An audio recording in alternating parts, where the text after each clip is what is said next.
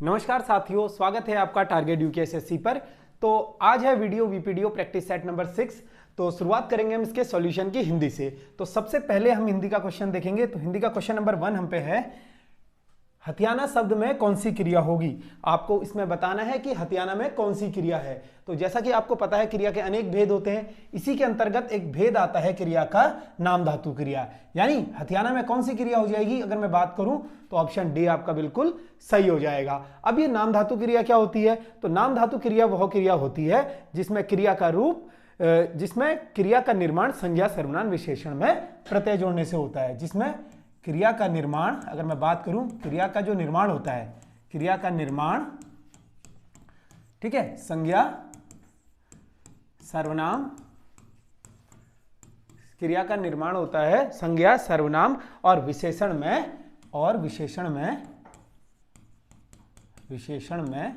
प्रत्यय जुड़ने से।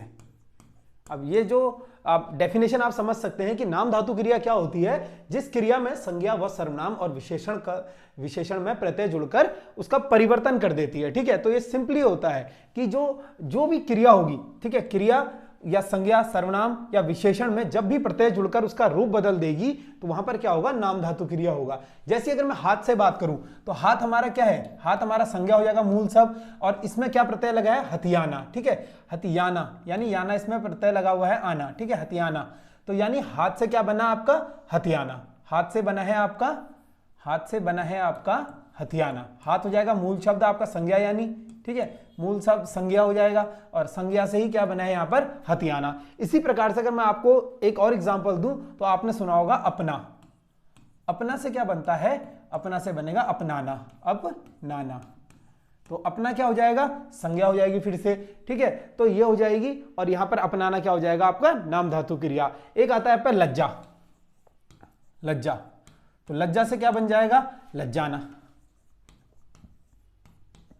यानी आप यहां पर समझ गए होंगे कि नाम धातु भी एक क्रिया के अंतर्गत आती है। जैसे प्रेरणार्थक क्रिया होती है, संयुक्त क्रिया होती है, इसी प्रकार से हमारी नाम धातु क्रिया होती है। उस क्रिया में नाम धातु क्रिया क्या होती है, क्रिया का निर्माण कैसे होता है, संज्ञा सर्वनाम और विशेषण में प्रत्यय जुड़ने से होता है। इसी के साथ साथ अगर आप ऑप्शन नंबर 1 देख रहे होंगे, प्रेरणार्थक क्रिया। अब ये क्या होती है, प्रेरणार्थक क्रिया वो क्रिया होती है जिसमें खुद ना कार्य कर दूसरे से कार्य करवाया जाता है। जैसे एग्जाम्पल के तौर पर मैं आपको समझाऊं कि जैसे मां नौकर से कपड़े धुलवाती है, ठीक है, तो यहां पर क्या हुआ, मां खुद काम ना कर नौकर से कार्य करवा रही है, यानी वो प्रेरणार्थक क्रिया के अंतर्गत आ जाएगा। इसी के साथ साथ संयुक्त क्रिया क्या होती है, संयुक्त क्रिया वो क्रिया होती है जहां पर दो क्रियाएं मिलकर समाप्त होती है। जैसे मैं नहा धोकर चल पड़ा, ठीक है, चल पड़ा, तो चल भी चला और पड़ा दोनों ही क्रिया हो जाएंगी और दोनों क्रिया मिलकर जब समाप्त होती है तो संयुक्त क्रिया हो जाएगी।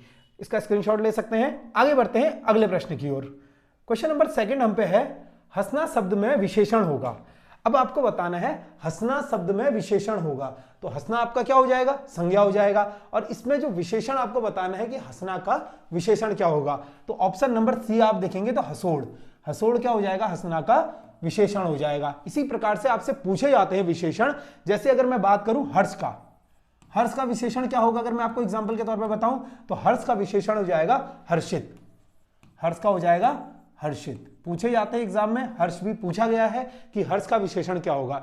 इसी प्रकार से आता है योगी। योगी का विशेषण क्या होगा, योग का विशेषण हो जाएगा योगी। अब ये योगी आदित्यनाथ नहीं है, योग का विशेषण पूछ रहा है आपसे, योग का हो जाएगा योगी। इसी प्रकार से आप पे आता है आयु। आयु भी पूछा गया एग्जाम में, आयु का विशेषण क्या होगा, तो आयु का विशेषण अगर पूछेगा तो आयुष्मान हो जाएगा, आयुष्मान। ठीक है, आयु का विशेषण हो जाएगा आयुष्मान। तो ये सब होते हैं हमारे विशेषण शब्द। तो इस चीज को आप नोट कर सकते हैं, पूछा जाता है एग्जाम में। अगला प्रश्न हम लोग देखेंगे, क्वेश्चन नंबर 3। क्वेश्चन नंबर 3 हमारे पास है, शब्द रचना की दृष्टि से धातु के कितने भेद होते हैं। अब शब्द दृष्टि से बताना है हमें कि धातु के कितने भेद होते हैं। आपने पढ़ा होगा, ठीक है, धातु के कितने भेद होते हैं, 2 भेद होते हैं। ठीक है, तो इसका ऑप्शन नंबर ए बिल्कुल सही हो जाएगा। पहले तो यहां पर करेक्ट कर लीजिएगा इस चीज को। अगर पूछेगा धातु के कौन कौन से भेद होते हैं तो आपने पढ़ा होगा, एक आता है आप पे मूल धातु। अब ये अलग अलग किताबों में अलग अलग दिया गया है, ठीक है। तो यहां पर हम क्रिया की दृष्टि से बात करें तो सॉरी धातु रचना की दृष्टि से बात करें तो यहां पर क्या हो जाएगा, मूल धातु, ठीक है। पनेरू जी की बुक में आप देख सकते हैं इस चीज को। तो मूल धातु प्लस इसमें क्या हो जाएगा आपका यौगिक धातु, यौगिक धातु। तो ये हो जाएंगे धातु के दो भेद। इस चीज को नोट करके लिखेगा, एग्जाम में अक्सर पूछा जाता है। आगे बढ़ते हैं क्वेश्चन नंबर 3 की ओर। क्वेश्चन नंबर 3 हमारे पास है क्रिया कैसा शब्द है। तो आपको बताना है कि क्रिया कैसा शब्द है। ये यहां पर दिया है आपको ऑप्शन। तो ऑप्शन में अगर आप देखेंगे तो पहला अविकारी है। तो अविकारी की अगर आपने मेरी पहले वाली क्लासेस देखी होंगी, अगर आप शुरू से प्रैक्टिस सेट देते हुए आ रहे हैं तो आपने देखा होगा कि अविकारी में मैंने क्या बताया है कि जिनमें विकार उत्पन्न नहीं होता, मतलब जिनमें लिंग वचन और कारक के आधार पर विकार उत्पन्न नहीं होता। जैसे एग्जाम्पल मैं आपको दूं, कब, तब, तो ये कभी भी जो है हमेशा एक जैसे रहेंगे। इनमें क्या होगा, कभी भी विकार उत्पन्न नहीं होगा, मतलब लिंग वचन और कारक के आधार पर इनमें कोई भी परिवर्तन नहीं होता है। तो ये सब होते हैं अविकारी शब्द। लेकिन यहां पर हमसे पूछ रहा है तो अविकारी तो कैंसिल हो जाएगा। अब क्रिया कैसा शब्द है तो आपको बताना है क्रिया कैसा शब्द है। तो ऑप्शन नंबर बी बिल्कुल सही हो जाएगा, क्रिया हो जाएगा आपका विकारी शब्द। अब ये विकारी शब्द क्या होते हैं, जो विकारी शब्द होते हैं ठीक उसका अविकारी शब्द के ठीक अपोजिट क्या होता है हमारा विकारी शब्द, यानी वे शब्द जो लिंग वचन तथा काल से प्रभावित हो जाते हैं। अगर वे शब्द जो लिंग वचन और काल,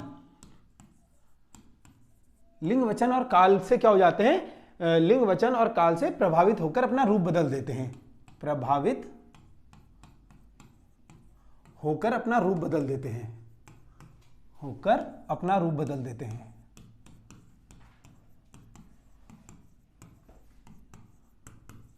ठीक है, उन शब्दों को क्या कहा जाता है, विकारी शब्द कहा जाता है। जैसे यहां पर एग्जांपल के तौर पर मैं बात करूं आपको, लड़का, लड़का क्या है आपका, लड़का संज्ञा हो जाएगा। ठीक है, तो इसी को अगर लड़के, तो लड़के, ठीक है, लड़के लिखिएगा, इसको लड़के करिएगा, लड़के क्या है संज्ञा हो जाएगा। अब यहां पर इसी का अगर परिवर्तन होगा तो लड़कों, लकड़े हो गया, ठीक है, थोड़ा सा लड़के, लड़के का क्या हो जाएगा आपको देखना है। तो लड़के का क्या हो जाएगा यहां पर अगर हम बात करें तो लड़कों, लड़के का हो जाएगा लड़कों। तो यहां पर परिवर्तन हो जा रहा है, देखिए अगर यहां पर क्या हो रहा है परिवर्तन हो जा रहा है, लड़के का हो जा रहा है लड़कों। इसी प्रकार से नया अगर मैं बात करूं, नया भी इसका एग्जाम्पल हो जाएगा, नया, नया क्या हो जाएगा इसी का एग्जाम्पल हो जाएगा नया, नया का क्या हो जाएगा नई। तो लिंग वचन और कारक या फिर काल के आधार पर क्या होता है अविकारी, विकारी शब्दों में परिवर्तन हो जाता है। लेकिन अविकारी शब्द जैसे तब, जैसे भी इसी के अंतर्गत आता है, ये सभी क्या होते हैं अविकारी शब्द होते हैं, जिनमें क्या होगा अब तब का हमेशा तब ही रहेगा। मैं तब गया था, मैं तब गई थी, तो चाहे लिंग बदले वचन बदले लेकिन तब हमेशा सेम रहेगा। ऐसे किस अवस्था में होता है, जब आपका शब्द विकारी शब्द होता है, अविकारी शब्द होता है। ठीक है, और विकारी शब्द का मैंने आपको बताया है कि इसमें क्या होता है, लिंग वचन और काल से प्रभावित होकर अपना रूप बदल देते हैं। आगे बढ़ते हैं हम नेक्स्ट क्वेश्चन की ओर। क्वेश्चन नंबर 5 हम लोग देखेंगे। अब तीसरा शब्द में कौन सा विशेषण है, तो आपको बताना है कि तीसरा शब्द में कौन सा विशेषण है। अब यहां पर विशेषण क्या होता है आपको पता है, विशेषण क्या होता है, संज्ञा सर्वनाम की विशेषता बताने वाले शब्दों को विशेषण कहा जाता है। इसी के अंतर्गत आते हैं हमारे विशेषण के भेद। तो पूर्ण बोध होता है, अवृत्तिवाचक भेद होता है, ठीक है, और इसी के साथ साथ गणनावाचक होता है, क्रमवाचक होता है। तो तीसरा अगर आप सीधा सीधा रिलेट भी करेंगे तो तीसरा, जैसे मैं आपसे कह रहा हूं मेरा तीसरा नंबर आया, मेरा तीसरा स्थान आया या मेरा दूसरा स्थान आया, अब ये किसके अंतर्गत आएंगे, तीसरा दूसरा क्या है एक क्रम है। तो इसका ऑप्शन डी बिल्कुल सही हो जाएगा, और ऑप्शन के हिसाब से आप देखेंगे तो इसका क्रमवाचक सही हो जाएगा। यही आता है हमारे विशेषण के अंतर्गत। अब विशेषण के कितने भेद होते हैं आपको पता है, विशेषण के 4 भेद होते हैं। अगर मैं बात करूं विशेषण के कितने भेद होते हैं, विशेषण के आपको पता होना चाहिए कितने भेद होते हैं, पूछ लेता है एग्जामिनर। विशेषण के 4 भेद होते हैं। अब कौन कौन से होते हैं, सबसे पहला आपको पता होना चाहिए गुणवाचक विशेषण, गुणवाचक विशेषण आता है। फिर आप पे आता है संख्यावाचक विशेषण, संख्यावाचक विशेषण। ये संख्यावाचक के अंतर्गत क्या आ जाते हैं, निश्चित संख्यावाचक और अनिश्चित संख्यावाचक। फिर आता है आप पे परिमाणवाचक, परिमाणवाचक विशेषण, और फिर आता है आप पे सार्वनामिक विशेषण। तो ये 4 प्रकार के भेद होते हैं, सार्वनामिक विशेषण। ये चीज आपको नोट करनी है, पूछा जाता है एग्जाम में। इसी के अंतर्गत आपके क्या आ जाते हैं, संख्यावाचक के निश्चित संख्या और अनिश्चित संख्या, और इसी तरीके से परिमाणवाचक के अंतर्गत भी 2 आ जाते हैं, निश्चित परिमाण और अनिश्चित परिमाण। ये दोनों ही चीज आपको नोट करनी है, क्योंकि पूछा जाता है एग्जाम में विशेषण के कितने भेद होते हैं।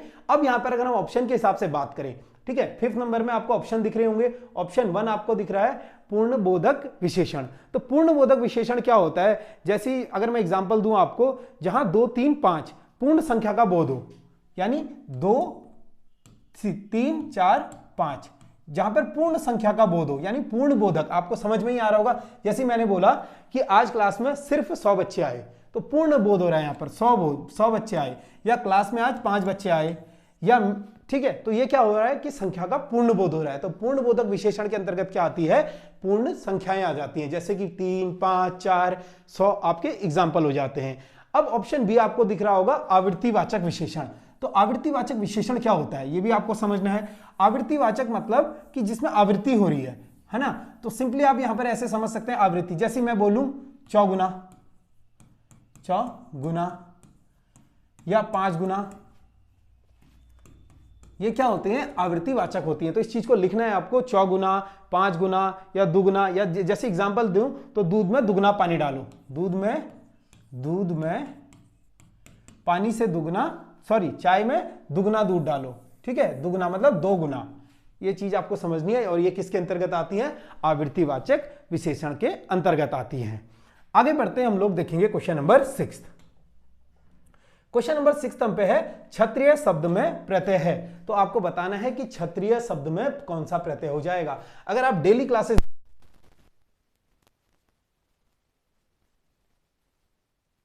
देखिए, आप लोगों से ये एक्सपेक्ट किया जाता है, जब आप लोग प्रैक्टिस सेट दे रहे हैं तो निश्चित तौर पर आप लोगों ने अपना सिलेबस पूरा किया होगा। जब आप लोग पढ़ के आए होंगे, बिना पढ़े प्रैक्टिस सेट देने का कोई फायदा नहीं है।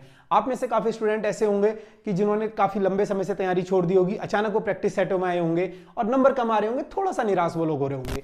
तो मैं उन्हें ये कह रहा हूं कि आप लोग क्या है, थोड़ा सा एक हल्का सा रिवीजन मारिए, क्योंकि इससे क्या है, ऐसा नहीं है आपको चीजें नहीं आती हैं। होता है कि कभी कभार हम क्या होता है, काफी लंबे समय पढ़ाई से ब्रेक ले लेते हैं, उसके बाद क्या होता है, जब अचानक से हम लोग क्वेश्चन देखते हैं तो गलत हो जाते हैं और हम हताश हो जाते हैं।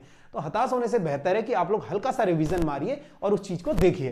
तो प्रत्यय मैंने आपको बताया हमेशा क्या होता है, वाक्य के अंत में जुड़ते हैं, यानी शब्द के अंत में, सॉरी, ठीक है, शब्द के अंत में प्रत्यय जुड़ते हैं। और स्टार्टिंग में क्या जुड़ता है हमारा, शब्द के प्रारंभ में तो उपसर्ग जुड़ता है, और बीच में क्या होता है हमारा, मूल शब्द होता है। तो अंत में जुड़ने वाले शब्दों को प्रत्यय कहा जाता है। और क्षत्रिय में आपको बताना है कौन सा प्रत्यय हो जाएगा, ऑप्शन नंबर बी बिल्कुल आपका करेक्ट हो जाएगा। यहां पर क्षत्रिय में कौन सा प्रत्यय हो जाएगा, छत्री धन ईय, ठीक है, छत्री धन ईय क्या हो जाएगा, छत्र धन ईय यानी क्षत्रिय हो जाएगा।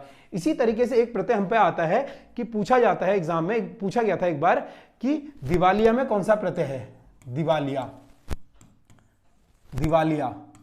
तो दिवालिया में कौन सा प्रत्यय हो जाएगा। अगर मैं बात करूं तो दिवालिया की प्रत्यय की, तो दिवालिया में अगर प्रत्यय पूछेगा दिवाल धन ईया, दिवाल धन ईया, यहां पर हो जाएगा ईया प्रत्यय। तो ये चीज समझनी है आपको, ईया और ईया में अंतर है। जैसे इच्छु और इच्छु में काफी बच्चों को अंतर हुआ था ना, इच्छु, ठीक है, इच्छु में काफी बच्चों को यहां पर कंफ्यूजन हो गया था। तो अलग अलग किताबों में अलग अलग दिया रहता है। कभी भी आप पढ़ें, देखिए मानना हमारा ये रहता है, अगर आप ऑथेंटिक किताबें पढ़ेंगे तो आपको सोर्स ढूंढने में आसानी रहती है। मान लीजिए आपने एनसीईआरटी से कोई चीज पढ़ी है और वही चीजें आपके पेपर में आ गई है, तो आप पे साक्ष्य लगाने के लिए इधर उधर नहीं भटकना पड़ेगा। अब कुछ बच्चे हैं जैसी विंसर बुक पढ़ ली, सॉरी जैसे बीएस ने की पढ़ ली, तो काफी ज्यादा क्या है कि उनमें प्रिंटिंग मिस्टेक हो जाती है। तो वो प्रिंटिंग मिस्टेक, अगर आप लोग गलत चीजें पढ़ रहे हैं तो फिर आप ढूंढते हैं कि बीएस नेगी का हम लोग क्या है प्रूफ लगाएंगे, तो आयोग उस चीज को एक्सेप्ट नहीं करेगा जल्दी से, क्योंकि आयोग क्या मानता है, ऑथेंटिक किताबें जैसे कि एनसीईआरटी हो गई या फिर आपकी पनेरू की किताब हो गई, तो जो ऑथेंटिक बुक राइटर्स हैं उनकी किताबों को आयोग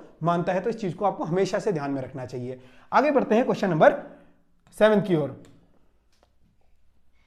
क्वेश्चन नंबर 7 है हमारे पास, काव्य में कितने रस माने जाते हैं। तो वैसे तो रस आपके सिलेबस में नहीं है, बट फिर भी देखिए हमें हमेशा से थोड़ा बेसिक तो हर चीज के रहना चाहिए। जैसे कि आपको पता है आपके सिलेबस में व्यंजन संधि है ही नहीं, विसर्ग संधि है ही नहीं, लेकिन आयोग पूछता है। तो यहां पर थोड़ा सा अगर बच्चे यहां पर सोच रहे होंगे कि यार रस तो सिलेबस में है ही नहीं, पूछा क्यों है, तो थोड़ा बेसिक आपको पता होना चाहिए कि रस के कितने भेद होते हैं। तो सबसे पहले पता है आपको काव्य में क्या होता है, रस होते हैं, और कितने प्रकार के अगर पूछेगा रस होते हैं काव्य में, तो ये सीधा सीधा 9 प्रकार के रस होते हैं, यानी ऑप्शन सी आपका बिल्कुल सही हो जाएगा। जैसे एग्जाम्पल क्या होते हैं कि प्रेम रस होता है, आपने सुना होगा प्रेम रस, ठीक है, प्रेम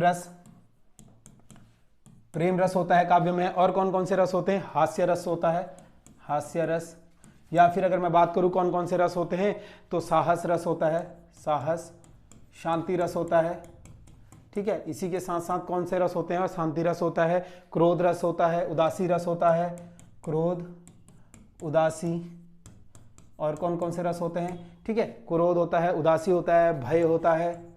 इसी के साथ साथ और कौन से रस होते हैं आपके, घृणा रस होता है, घृणा रस होता है। कितने हो गए, 1 2 3 4 5 6 7 8, ठीक है, 8 हो गए। और एक आपका होता है आश्चर्य रस, ठीक है, आश्चर्य रस, आश्चर्य रस। तो 2 प्रकार के आपके रस होते हैं। इस चीज को अगर आप लिखना चाहे तो लिख सकते हैं, कभी भी पूछ सकता है। देखिए बहुत कम पॉसिबिलिटी है पूछेगा, लेकिन अगर पूछेगा तो पता होना चाहिए, क्योंकि यहां पर ये मेरिट डिसाइडर हो जाता है।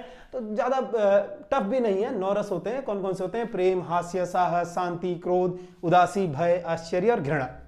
आगे बढ़ते हैं क्वेश्चन नंबर 8 की ओर। क्वेश्चन नंबर 8 हम पे है, शेखर एक जीवनी किस विधा की पुस्तक है। तो शेखर, आपको बताना है कि शेखर एक जीवनी किस विधा की पुस्तक है। तो यहां पर जो शेखर एक जीवनी हो जाएगी, ये हो जाएगा आपका उपन्यास, ठीक है। शेखर एक जीवनी हो जाएगा उपन्यास। और किसका ये उपन्यास हो जाएगा, तो अज्ञेय का ये उपन्यास हो जाएगा, ठीक है, अज्ञेय का। देखिए पूछा जाता है एग्जाम में लगातार आपसे कि किसका उपन्यास है, किसने लिखा है, किस विधा की रचना है। तो ये चीजें आपको पता होनी चाहिए। और शेखर एक जीवनी किसका उपन्यास हो जाएगा, अज्ञेय जी का उपन्यास हो जाएगा। आगे बढ़ते हैं क्वेश्चन नंबर 9 की ओर। क्वेश्चन नंबर 9 हम लोग देखेंगे, निम्नलिखित में से कौन से शब्द में यण संधि है। तो लगातार संधि के क्वेश्चन डेली पूछे जा रहे हैं आपसे।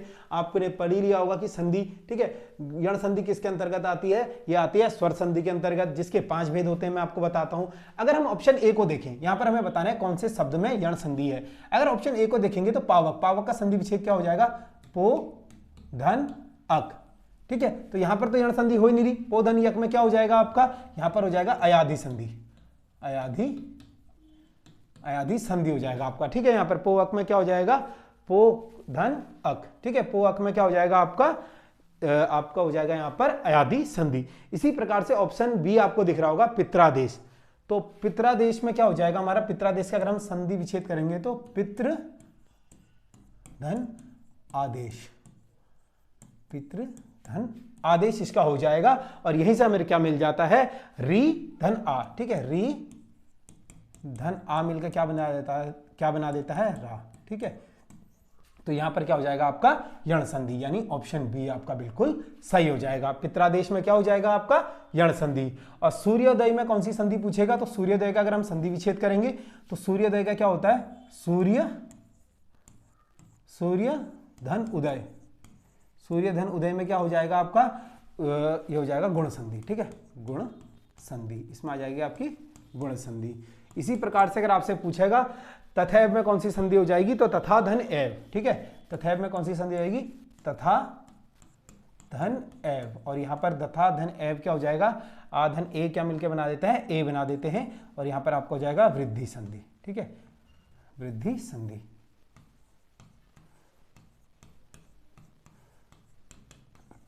तो ये चीजें आपको पता होनी चाहिए कि कहां पर वृद्धि संधि है, कहां पर यण संधि है, कहां पर गुण संधि है, ठीक है। आपसे पूछे जाते हैं एग्जाम में। अब देखते हैं क्वेश्चन नंबर 10। क्वेश्चन नंबर 10 थोड़ा सा मिसिंग है, इसको एक बार मैं चेक करके आपको बता देता हूं, ठीक है। क्वेश्चन नंबर 10 आप लोगों का यहां पर मिसिंग है।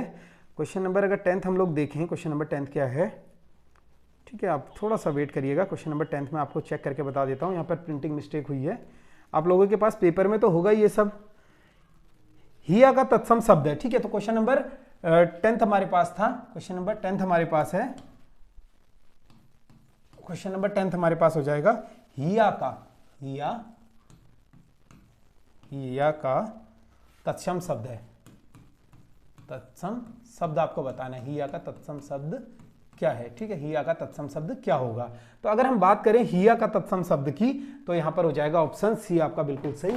हिया का क्या होगा, हृदय, ऑप्शन सी बिल्कुल सही हो जाएगा। हिया का अर्थ क्या होता है, और तत्सम शब्द मैंने आपको हमेशा से बताया है, तत्सम, ठीक है। तत्सम यानी उसके समान, किसके समान, संस्कृत के समान। जो संस्कृत के शब्द होते हैं वो तत्सम शब्द होते हैं, और तद्भव शब्द क्या होते हैं कि जो हमारे हिंदी शब्दों को कहा जाता है, ठीक है। तो हिया क्या हो जाएगा हमारा, तद्भव शब्द हो जाएगा। और हिया का ही तत्सम शब्द क्या हो जाएगा, हृदय हो जाएगा। ठीक है, तो क्वेश्चन नंबर 10th की ओर 11th की ओर अब हम बढ़ेंगे। ठीक है, क्वेश्चन नंबर 11th की ओर अब हम बढ़ेंगे। क्वेश्चन नंबर 11th है, ठीक है, महादेवी वर्मा के काव्य में क्या प्रधान है? तो महादेवी वर्मा, अब यहां पर महादेवी वर्मा आपको पता होगा कवियों में बहुत ज्यादा इंपॉर्टेंट महादेवी वर्मा है। अगर हम महादेवी वर्मा की बात करें तो 1907 में इनका क्या होता है? जन्म होता है महादेवी वर्मा जी का। बहुत ही मशहूर ये कवियत्री थी। ठीक है, तो यहां पर आपको बताना है कि महादेवी वर्मा की काव्य में क्या प्रधान होता था। ऑप्शन के हिसाब से अगर हम देखेंगे तो ये थी रहस्यवादी श्रृंगार, यानी रहस्यवादी श्रृंगार इनकी काव्य प्रधान था। ऑप्शन ए बिल्कुल आपका सही हो जाएगा। अगर हम महादेवी वर्मा की बात करें तो इनकी काव्य संग्रह या कविताएं इनकी बहुत ज्यादा इंपॉर्टेंट है, आपसे पूछी जाती हैं। ठीक है, रशीम इन्हीं की हो जाएगी, रशीम इन्हीं की हो जाएगी। नीरजा आपने सुना होगा, नीरजा ये भी महादेवी वर्मा की हो जाएगी। और कौन कौन सी है महादेवी वर्मा की? आपने सुना होगा रशीम, नीरजा, निहार भी महादेवी वर्मा जी की है। ठीक है, इसी प्रकार से आपने सुना होगा यामा, बहुत ही ज्यादा इंपॉर्टेंट। ठीक है, यामा इनकी रचना हो जाएगी। जिनके लिए इन्हें क्या मिला था? इनके लिए इन्हें मिला था, नोट करके लिखिएगा, ज्ञानपीठ पुरस्कार। ठीक है, ज्ञानपीठ पुरस्कार किसके लिए मिला था? महादेवी वर्मा जी को पूछेगा तो मिला था यामा के लिए। और कब मिला था? 1982 में महादेवी वर्मा जी को ज्ञानपीठ पुरस्कार मिला था यामा रचना के लिए। 12 मासा इन्हीं की हो जाएगी। ठीक है, 12 मासा महादेवी वर्मा जी की हो जाएंगी। तो यहां पर आपको पता है डेली आप लोगों का क्या होता है, कोई भी कवि आ जाए तो मैक्सिमम कोशिश करते हैं उनकी इंपॉर्टेंट रचनाएं, उनका जन्म या फिर वो किस विधा की उनकी रचना है यहां पर बताते हैं। आपको भी अगर ऐसे प्रैक्टिस सेट देने हैं तो आप लोग हमसे संपर्क कर सकते हैं। हमारा जो डिटेल्स है आपको नीचे मिल जाएंगी डिस्क्रिप्शन में। हमारे टेलीग्राम ग्रुप में आप जुड़ सकते हैं, हमारे व्हाट्सएप मैसेज आप हमें कर सकते हैं। तो कहीं पर भी अगर आप हों तो आप हमें मैसेज कर सकते हैं कि हमें भी प्रैक्टिस सेट देना है। मैंने बताया है इस तरीके के प्रैक्टिस सेट आपको बहुत ही ज्यादा रीजनेबल प्राइस पर मिल जाते हैं। ठीक है, साथ ही साथ उनका वीडियो सोल्यूशन आपको मिलता है, उनकी पीडीएफ आपको मिलती है। ये सब आपको मिलता है मात्र 199 रुपीज में। ठीक है, 199 रुपीज में क्या मिलता है आपको 16 प्रैक्टिस सेट मिलते हैं, उनका वीडियो सोल्यूशन मिलता है, यहाँ पर उनकी पीडीएफ मिलती है और ऑनलाइन आप ये टेस्ट दे सकते हैं एप्लीकेशन पर। ठीक है, तो बहुत ज्यादा यहाँ पर देखिए बहुत ज्यादा रीजनेबल प्राइस मैं कहूंगा यहाँ पर। ठीक है, काफी ज्यादा आपने सुना होगा पीडीएफ के थ्रू या फिर ऐसे थ्रू। मैं ऐसा नहीं कहता किसी चीज पर मत जाइए। अगर क्या होता है कि किसी क्वेश्चन को हम लोग फोन में देखते हैं ना या फिर कहीं और देखते हैं तो थोड़ा सा अजीब सा रहता है, लेकिन एप्लीकेशन पर अगर आप ये क्वेश्चन अटेम्प्ट करते हैं खुद से तो कहीं ना कहीं आपको निश्चित तौर पे फायदा होता है। तो मात्र 199 रुपीज में आपको मिलते हैं, तो आप कभी भी इसे ज्वाइन कर सकते हैं। ठीक है, तो यहां पर बात हो रही है कि महादेवी वर्मा की कौन कौन से काव्य हैं। तो 12 मासा महादेवी वर्मा का हो जाएगा, मैंने आपको बताया। इसके अलावा महादेवी वर्मा का मधुर मधुर मेरे दीपक जल, मधुर मधुर मेरे दीपक जल। ठीक है, मधुर मधुर मेरे दीपक जल, ये किसकी हो जाएगी? ये हो जाएगी महादेवी वर्मा की। ठीक है, इनका एक निबंध पूछा जाता है, बहुत इंपॉर्टेंट इनका निबंध है, श्रृंखला की कड़ियां। ठीक है, निबंध कौन सा हो जाएगा? शायद ये आपके वीडियो के एग्जाम में आ चुका है। जिन बच्चों का पुराना एग्जाम था, निबंध कौन सा हो जाएगा? श्रृंखला की कड़ियां। श्रृंखला की कड़ियां,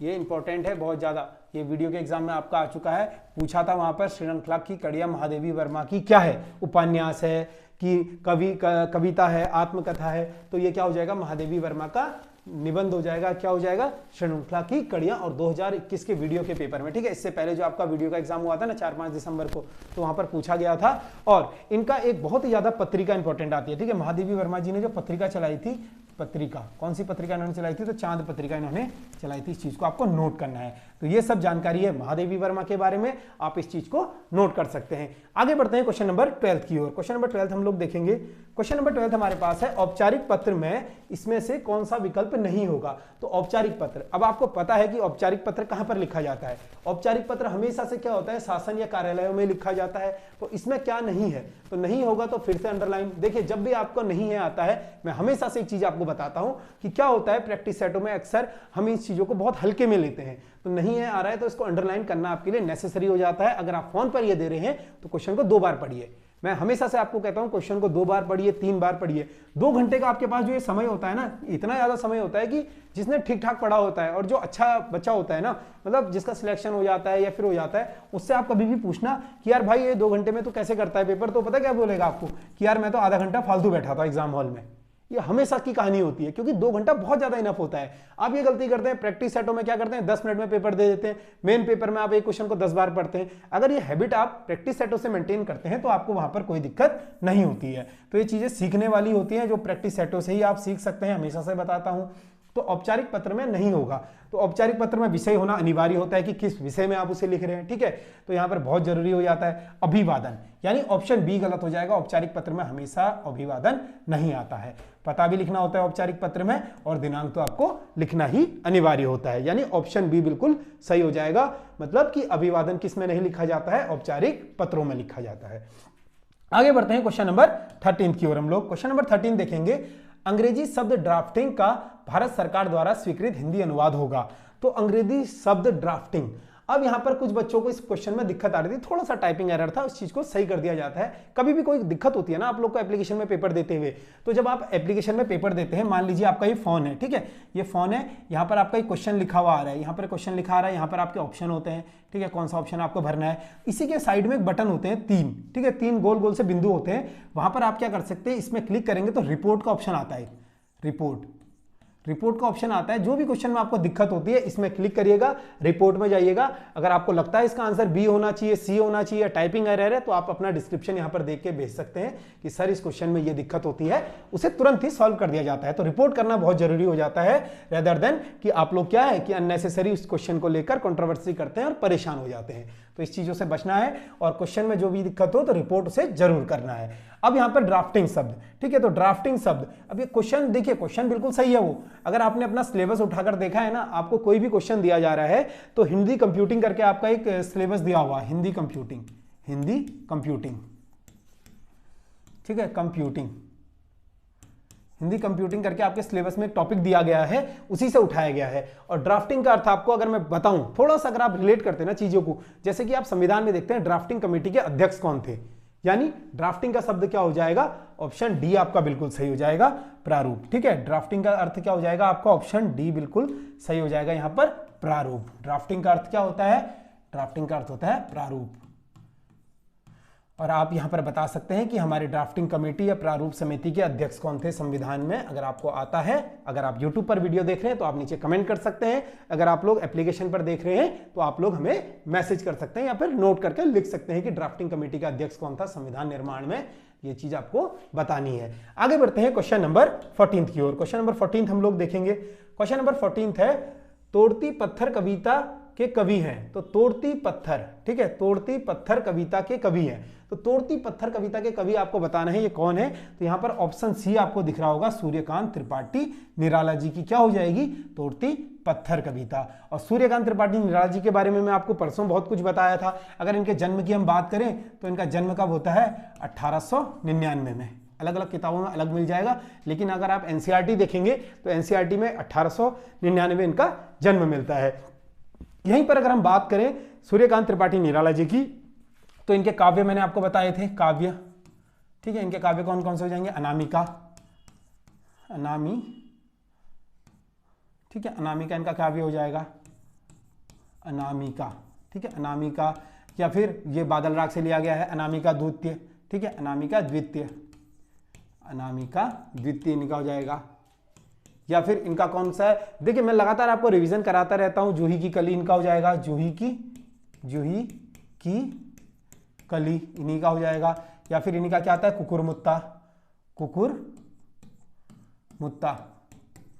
कुकुरमुत्ता किसकी रचना हो जाएगी या किसकी कविता हो जाएगी, तो ये हो जाएगी सूर्यकांत त्रिपाठी निराला जी की हो जाएगी। या फिर इन्हीं का क्या होता है, परिमल गीतिका, ठीक है,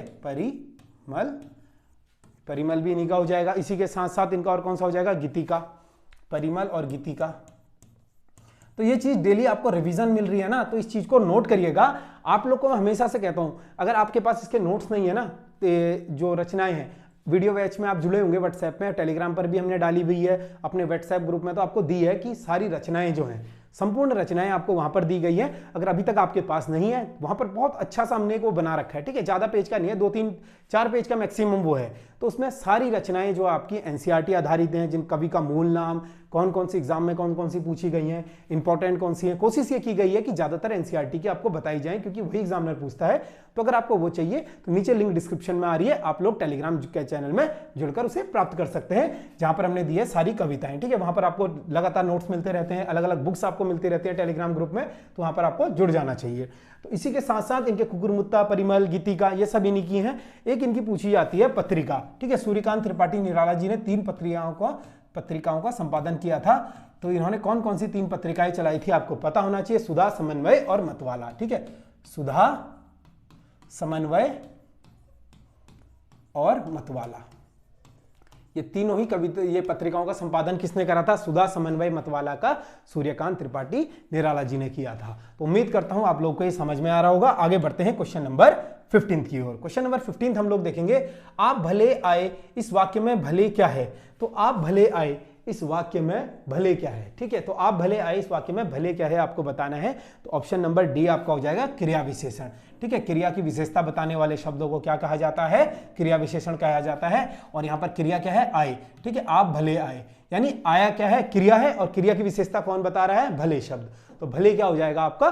क्रिया विशेषण हो जाएगा। और क्रिया विशेषण मैंने आपको हमेशा से बताया है कि क्रिया विशेषण के क्या होते हैं? 4 भेद होते हैं। क्रिया की विशेषता बताने वाले शब्दों को क्रिया विशेषण कहा जाता है। परिमाणवाचक, इसके क्रिया विशेषण के कितने भेद होते हैं? 4 भेद। परिमाणवाचक क्रिया विशेषण, ठीक है, परिमाणवाचक, ठीक है, और इसका कौन कौन सा हो जाएगा? परिमाणवाचक हो जाएगा, संख्यावाचक हो जाएगा, ठीक है, कालवाचक, सॉरी संख्या नहीं आएगा, कालवाचक आएगा आपका। परिमाणवाचक, कालवाचक, स्थानवाचक, परिमाण, काल, स्थान और सेकंड, थर्ड, परिमाण, काल, स्थान और रीतिवाचक। ठीक है, सॉरी, रीतिवाचक। 3 प्रकार की आपकी क्रिया विशेषण होती हैं। परिमाणवाचक, स्थानवाचक और कालवाचक क्रिया विशेषण होते हैं, आपने पढ़े होंगे। ठीक है, कभी और एग्जांपल आएगा तो आपको बताया जाएगा किस तरीके से परिमाणवाचक क्रिया विशेषण का आप पता कर सकते हैं। लेकिन फिलहाल आपको यहां पर बताना था कि भले शब्द, भले आप आए, और इस शब्द में भले का क्या अर्थ होगा? तो भले हो जाएगा हमारा क्रिया विशेषण। और क्रिया विशेषण क्या होता है? क्रिया की विशेषता बताने वाले शब्दों को क्या कहा जाता है? क्रिया विशेषण कहा जाता है। क्वेश्चन नंबर 16 की ओर हम लोग बढ़ेंगे। क्वेश्चन नंबर 16 हमारा है, कनक का कौन सा अर्थ नहीं है?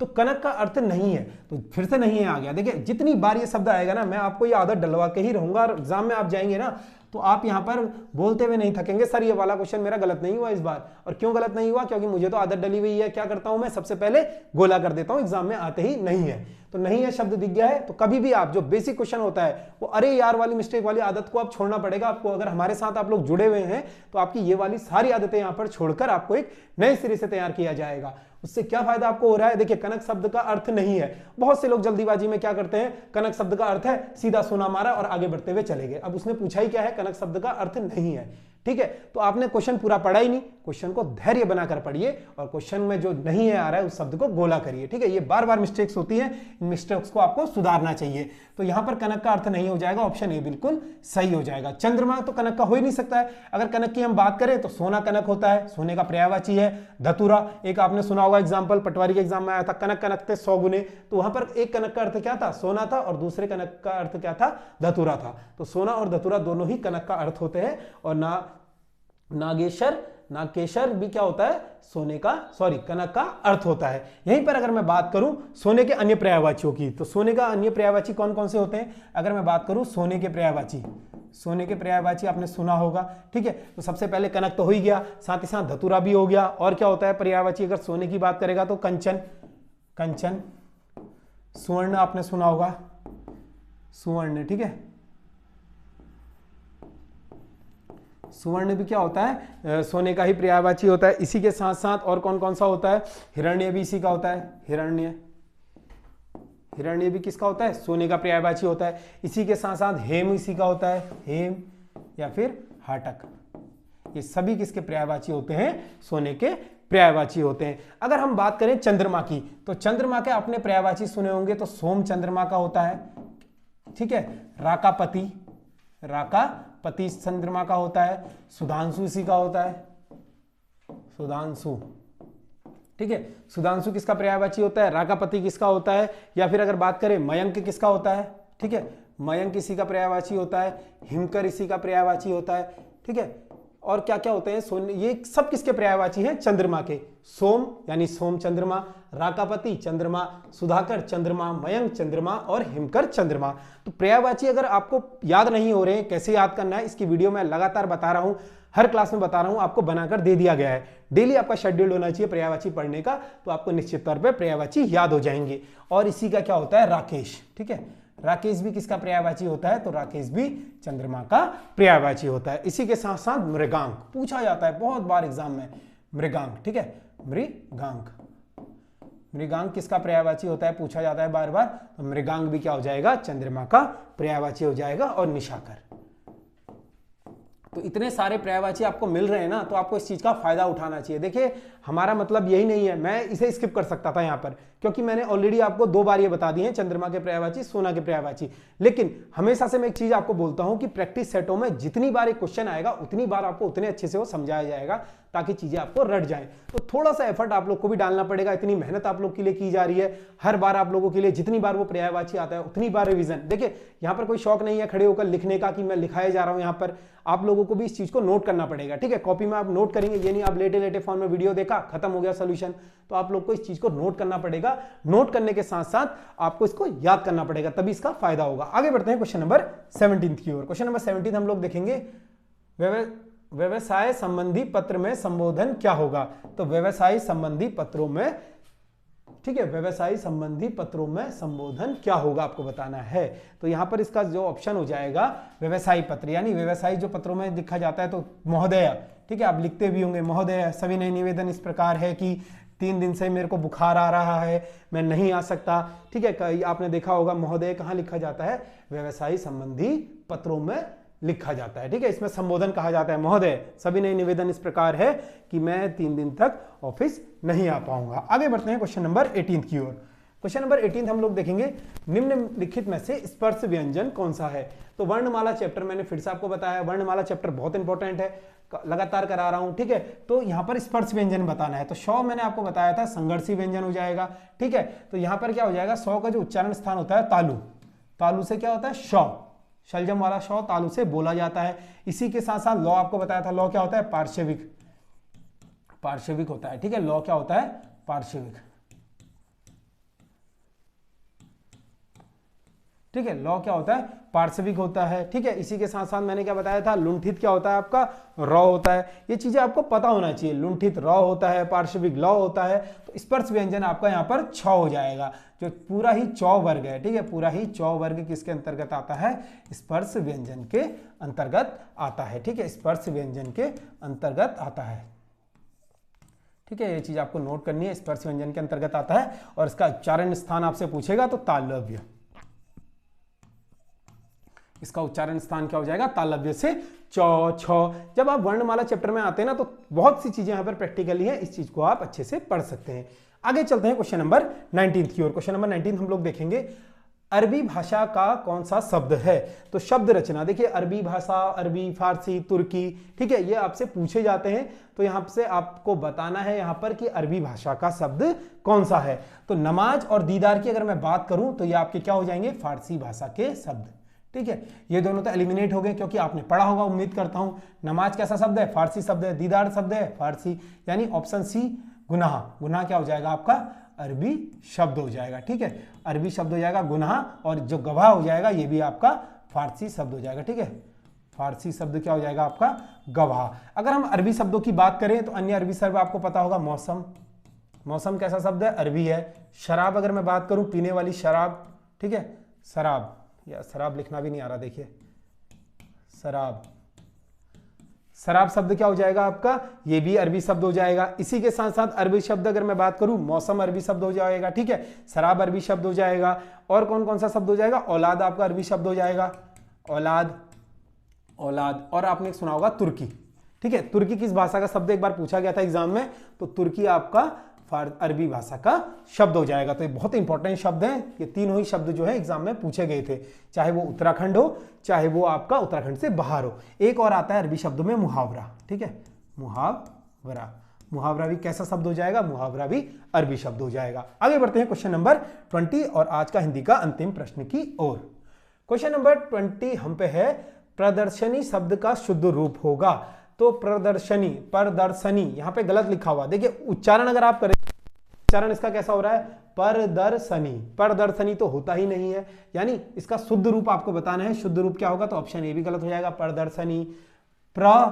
परदर्शनी ये भी नहीं होता, ठीक है। तो यहां पर ऑप्शन के हिसाब से अगर हम देखेंगे तो आपका ऑप्शन नंबर डी बिल्कुल सही हो जाएगा, प्रदर्शनी, ठीक है, प्रदर्शनी। जो रॉ की मात्रा है शौ के ऊपर आता है। जैसे आविष्कार में आपने देखा होगा ना कि आशीर्वाद, अगर मैं बोलूं आशीर्वाद में, तो आशीर्वाद में आपने हमेशा से देखा है पीछे मात्रा आती है। प्रदर्शनी किस प्रकार लिखा जाएगा, तो प्रदर्शनी, ठीक है, ठीक है, शनि।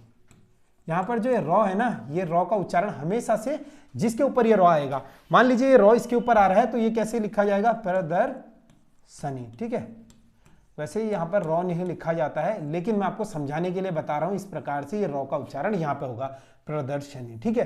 तो यहां पर अगर हम रॉ, अगर आपने इसमें देखा होगा नोट करके, ठीक है, आप यहां पर देख रहे होंगे प्रदर्शनी, आपने देखा होगा इसमें क्या गलत है, इसमें रॉ की मात्रा दो के ऊपर लिखी है, तो ये हो जाएगा प्रदर्शनी, ठीक है, प्रदर्शनी, ये प्रदर्शनी हो जाएगा, लेकिन हमें क्या लिखना था, प्रदर्शनी, ठीक है। तो ये ऑप्शन डी आपका बिल्कुल करेक्ट हो जाएगा। इस चीज को आपको नोट करना है। इसी के साथ साथ आपसे एग्जाम में लगातार मैं आपको वर्तनियां कराता हूं। कौन कौन सी वर्तनी कराता हूं, देखिए, पूजनीय, पूजनीय किस तरीके से लिखा जाता है, पूजनीय, पूजनीय, ठीक है, पूजनीय इस प्रकार से आता है, ठीक है। एक आपका बहुत बार एग्जाम में पूछा जाता है, अंतर्धान कैसे लिखते हैं, ठीक है, अंतर्धान, तो यहां पर अंतर्धान होता है, ठीक है, अंतर्धान।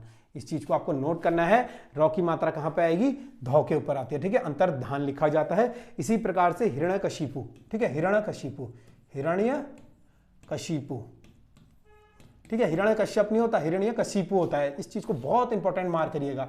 अंत्याक्षरी मैंने आपको 2-3 दिन पहले कराया था, ठीक है। तो हिरण्यकशिपु, डेली आप इन वर्डों को क्या है अपने आगे लिख सकते हैं या प्रैक्टिस कर सकते हैं, उच्चारण भी करेंगे। तो हिरण्यकशिपु कैसे लिखा जाता है आपको देखना है। एक आपसे पूछा जाता है कुमुदिनी, ठीक है, कुमुदिनी, कुमुदिनी, ठीक है, बड़ी छोटी ई की मात्रा आएगी, कुमुदिनी, ठीक है, इस प्रकार से कुमुदिनी लिखा जाएगा। ये चीज भी आपको नोट करनी है। एक आपसे पूछा जाता है अधपतन, ठीक है, अधपतन, अधपतन इसे लिखा जाता है, अधपतन, ठीक है, विसर्ग के साथ आएगा। तो ये रही आपकी हिंदी की क्लास, और ये क्लास में आपको बहुत सारे प्रश्न आपको देखने को मिले। अगर आपको भी इससे जुड़ना है तो आप हमारे नीचे दिए गए नंबर से संपर्क कर सकते हैं, हमारे टेलीग्राम पर हम पे कांटेक्ट कर सकते हैं। आपको इसी प्रकार के प्रैक्टिस सेट मैंने बताया आपको मात्र 199 रुपीज में ये मिल जाते हैं। तो जल्दी से जुड़िएगा, क्योंकि ये प्रैक्टिस सेट यहाँ पर चल रहे हैं। इनका वीडियो सोल्यूशन आपको मिलता है, इनकी पीडीएफ आपको मिलती है मात्र 199 रुपीज में। तो देरी मत कीजिए, बहुत ही ज्यादा लिमिटेड सीट्स हैं, आपको उनमें ज्वाइन करना चाहिए। क्लास को देखने के लिए धन्यवाद। मिलते हैं आपसे अगली क्लास में।